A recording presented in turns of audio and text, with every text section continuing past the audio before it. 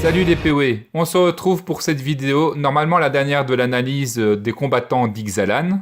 Nous allons donc ici analyser les cartes incolores, c'est-à-dire les artefacts et les terrains. Et ceci, comme d'habitude, au moyen de la double cotation, l'un en solo scellé et l'autre en troll à deux têtes scellé. Et une fois n'est pas coutume, nous allons commencer par les mythiques avec le Soleil Immortel, qui est un artefact légendaire pour 6 mana, qui dit que les joueurs ne peuvent pas incapaciter les capacités de loyauté des Planeswalkers. Au début de votre étape de pioche, vous piochez une carte supplémentaire. Les sorts que vous lancez coûtent 1 de moins à lancer et les créatures que vous contrôlez gagnent +1/+1.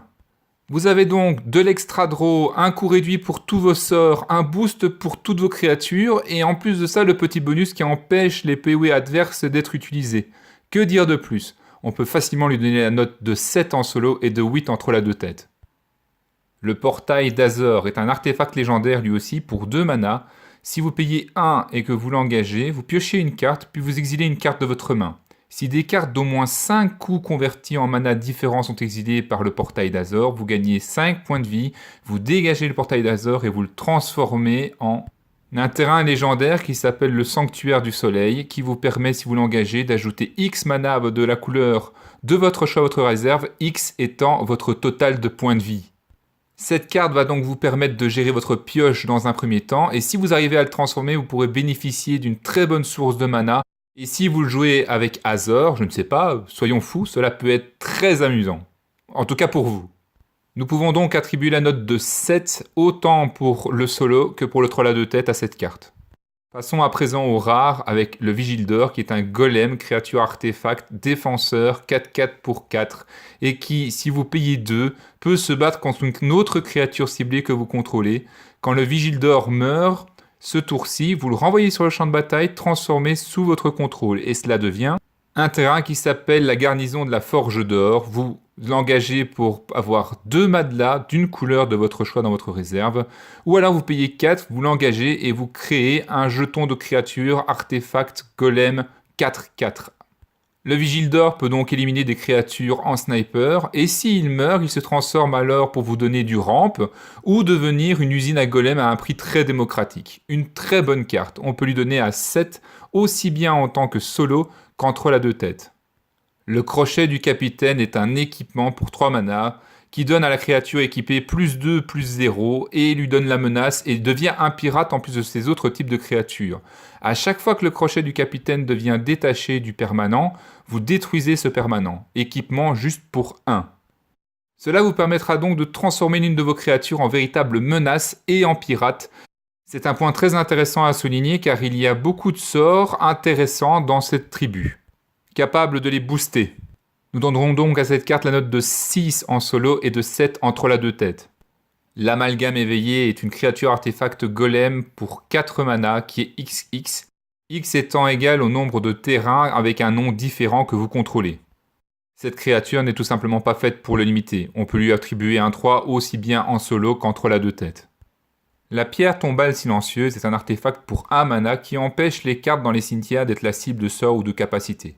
Vous pouvez payer 4, l'engager, exiler cette carte ainsi que toutes les autres cartes dans tous les cimetières pour piocher une carte.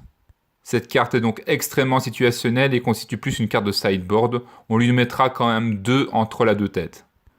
L'amulette du voyageur est un artefact pour 1 mana, vous payez 1 mana, vous la sacrifiez, vous allez chercher dans votre bibliothèque une carte de terrain de base, vous le révélez et vous le mettez dans votre main ensuite. Et bien entendu, vous mélangez votre bibliothèque. Malheureusement, l'amulette ne vous permet pas de mettre le terrain directement en jeu, mais en tout cas vous permet de fixer vos couleurs. On lui attribuera la note de 5, aussi bien en solo qu'en troll à deux têtes. La barrière étincelante est une créature artefact mûr, défenseur 0/4 pour 2 mana. Quand il meurt, vous créez un jeton artefact trésor. Cette carte est idéale contre les décadros et elle peut se recycler en trésor à sa mort, vous permettant de revenir dans la partie en lâchant un gros spoiler. On lui attribuera la note de 5, aussi bien pour le solo que le troll à deux têtes. La relique d'Oraska est un artefact pour 3 mana qui a l'ascension.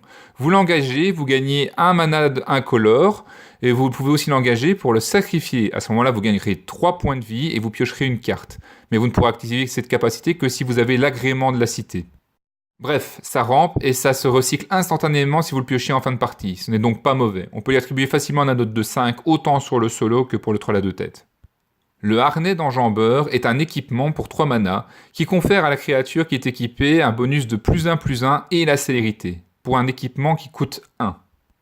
Cette carte sera donc surtout utile si vous jouez des gros bestiaux pour maintenir la pression. On peut lui attribuer la note de 5 aussi bien en troll à 2 têtes qu'en solo. Passons à présent au terrain avec l'Arche d'Oraska qui est un terrain rare qui a l'ascension, vous l'engagez, vous produisez du mana incolore. Et si vous avez l'agrément de la cité, vous pouvez payer 5, l'engager pour piocher une carte.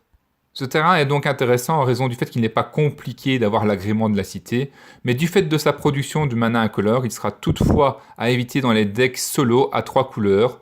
Il sera donc plus intéressant à jouer en troll à 2 têtes, étant donné que vous pourrez plus aisément partir sur juste 1 ou 2 couleurs. Donc 6 en solo et 7 en troll à 2 têtes. Ensuite, les bilans de l'édition vous permettront de fixer aisément vos couleurs. On peut leur attribuer la note de 5 facilement aussi bien en solo qu'entre la 2 têtes. Et pour finir, Étendue Sauvage en évolution qui reste toujours une très bonne carte. Elle fixe vos couleurs et épure votre deck. Et si vous jouez en plus l'Augure de Sophiopotame, c'est d'autant plus intéressant. Car cela vous permettra de remélanger votre deck après avoir mis les 2 cartes qui ne vous intéressaient pas au-dessus de celui-ci. On peut donc facilement lui attribuer la note de 6, aussi bien en solo qu'entre la 2 têtes. Et ainsi se termine la dernière partie de l'analyse des combattants d'Ixalan. Ceci dit, ce ne sera pas la dernière vidéo de cette playlist parce que je compte encore en plus vous faire une nouvelle vidéo concernant toutes les synergies et les combos intéressants qui résultent de ces cartes. On se revoit donc très prochainement, d'ici là, amusez-vous bien.